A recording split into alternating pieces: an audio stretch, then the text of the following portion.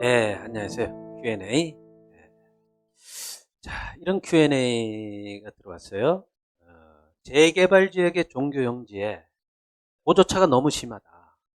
너무 심해가지고 이거 설계가 되냐. 이런 고조차가 아주 심할 경우에 설계 어떻게 해야 됩니까? 이 질의는 부산 지역에 있는 이제 교회가 질의합니다. 여러분, 부산 가보면 이렇게 아주 이 언덕이 심하죠.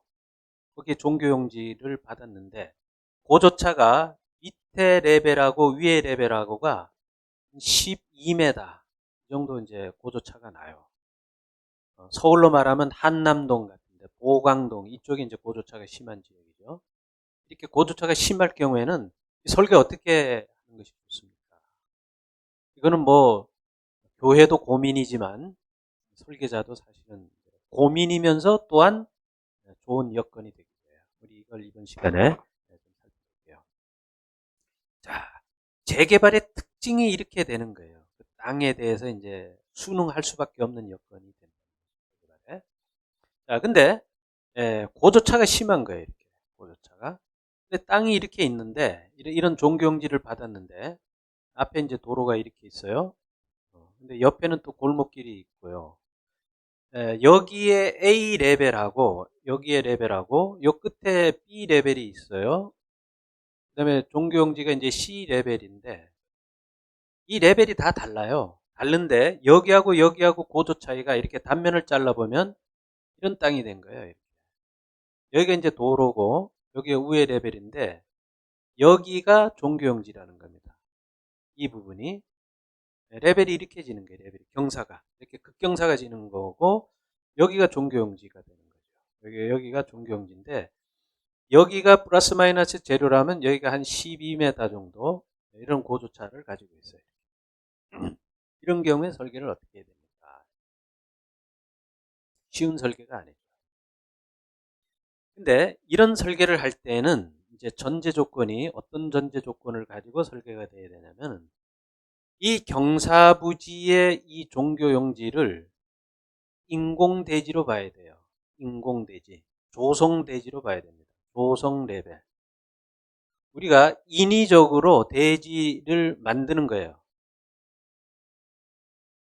경사지붕에 건물을 안 질 수 없잖아요. 그러니까 이 대지를 이렇게 옹벽이나 그다음에 구조물을 가지고 어느 정도는 뭐 이렇게 딱 만들 수는 없지만 어느 정도는 이렇게 인위적인 대지를 조성해야 되고 이 인위적인 대지를 조성할 때는 건축 인허가 단계에서 이 부분이 개발행위 허가까지 같이 해서 일괄로 허가가 진행이 돼야 돼요. 개발행위라는 뜻의 정의는 뭐냐면은 땅이 건물을 제대로 형성할 수 없는 여건이 될 때에 건물을 제대로 형성할 수 있는 인위적인 대지를 조성하오니 구청에서 이거를 인정해 주십시오라는 게 개발행위 허가의 취지고 목표고 법의 취지예요. 그러면 생각해 보세요. 땅이 건물을 질 수 없는 여건이 돼버린 거예요. 그러면 그 땅을 국가적인 차원이나 개인적인 재산 차원에서 보면 그럼 아무것도 못 짓느냐? 그게 아니라 그 땅을 질 수 있게끔 대지를 인위적으로 조성을 하는 것이 개발행위입니다. 그래서 보통 땅을 50cm 이상 돋구거나 깎아내거나 할 때에 개발행위가 이제 해당이 돼요. 그러니까 그거는 뭐 경미한 거고 이렇게 공벽을 구축해 가지고 땅을 인위적으로 조성을 해야 돼요. 여기 이제 개발행위입니다.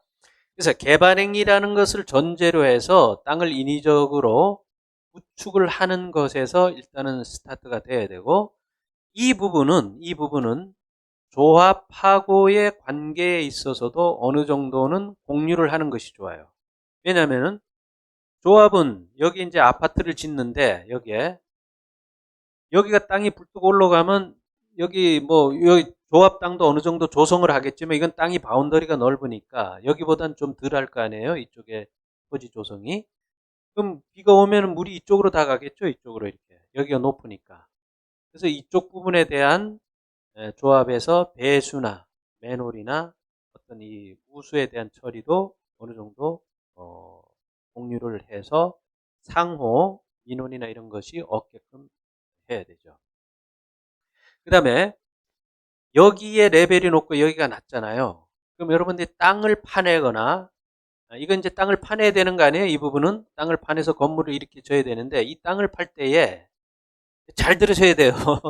교회가 비전문가라서 아이 저건 뭐 그냥 시공회사나 설계자가 알아서 하겠지. 아니에요. 전문가가 하지만 건축주가 아셔야 돼요. 이런 상식적으로. 자, 어떤 내용이냐면 여기가 이렇게 뻥 뚫린 땅이죠. 이렇게 허공이잖아요.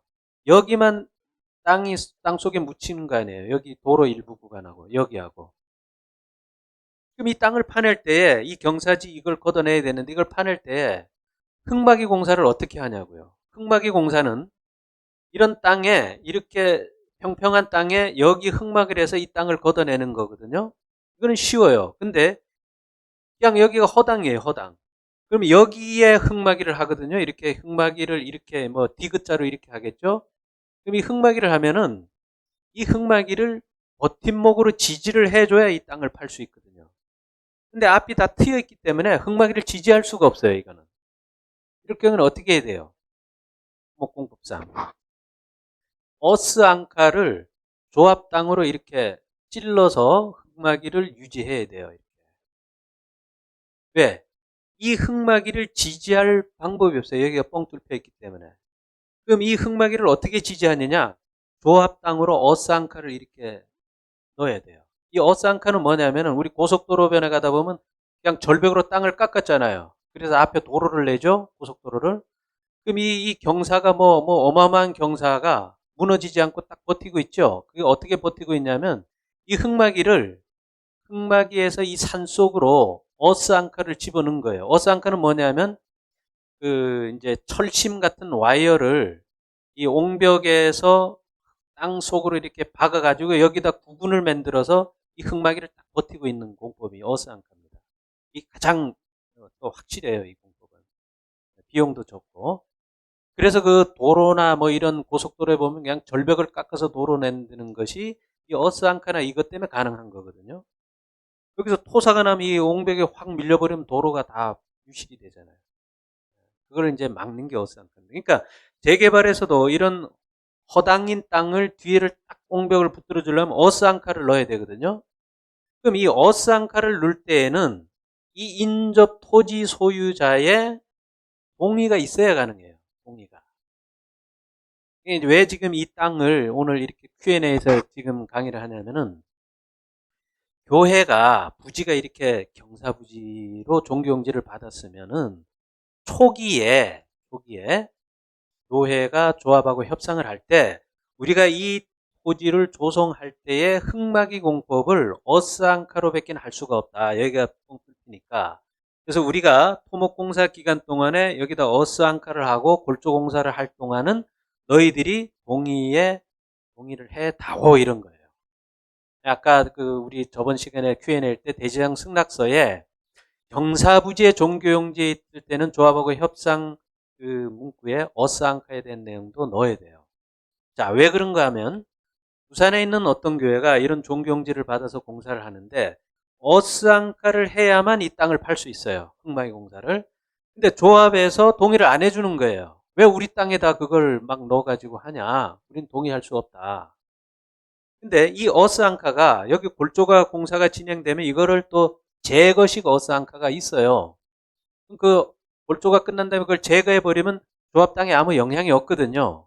근데 이제 안 해주는 거예요. 왜? 조합원들이 뭐 그런 걸 왜 우리가 해주냐? 땅 줬으면 끝나지. 이제 이렇게 자꾸 한다는 거죠. 근데 이것이 협상 단계에서 누락이 돼서 공사할 때 이런 상황이 대두가 되면은 조합은 절대 안 해줍니다. 초기에 해야 돼요. 초기에.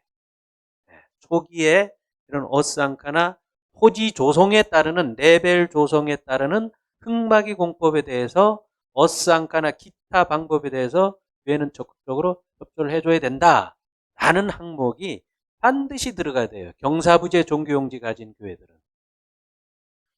이 교회는 어스앙카를 안 하고 이 흙막이를 해서 교회에 토목공사를 하기 위해서는 엄청난 돈이 들어갑니다. 엄청난 돈이. 왜?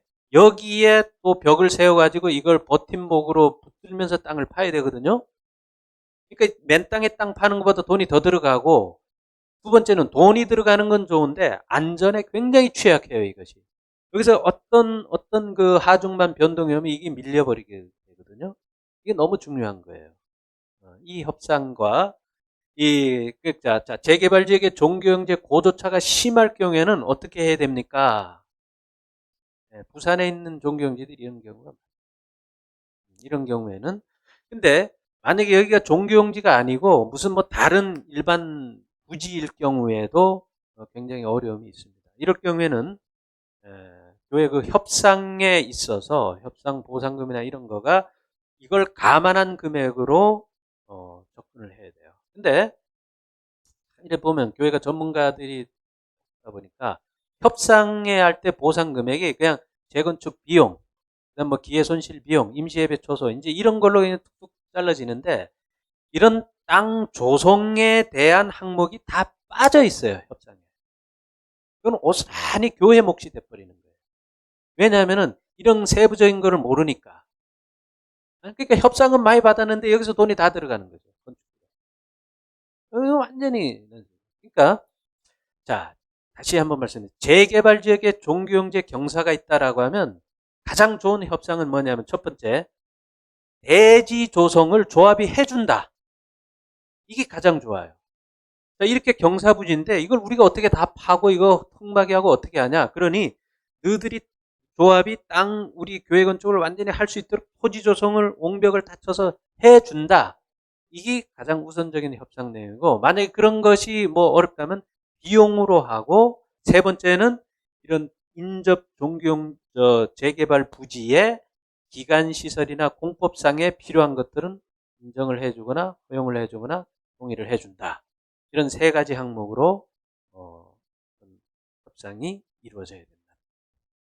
굉장히 중요해요. 굉장히 중요합니다. 이런 대지 조성에 대한 항목이 반드시 들어가야 된다. 재개발, 재건축 지역에서는 굉장히 필요합니다. Q&A 항목에 대해서 레벨이 심한 거에 대한 항목에 Q&A 마치겠습니다. 감사합니다. 비전과 진보의 이름, 야긴건축. 1994년 이후 전국의 수많은 교회를 설계, 감리해온 야긴건축. 교회 건축을 위해 쌓아온 25년여의 노하우와 설계 철학으로 최고의 명작을 탄생시킬 것입니다. 설계에서 완공까지 교회 건축의 믿음직한 동역자가 되겠습니다. 교회 건축의 시작과 완성은 야긴건축과 함께 하십시오.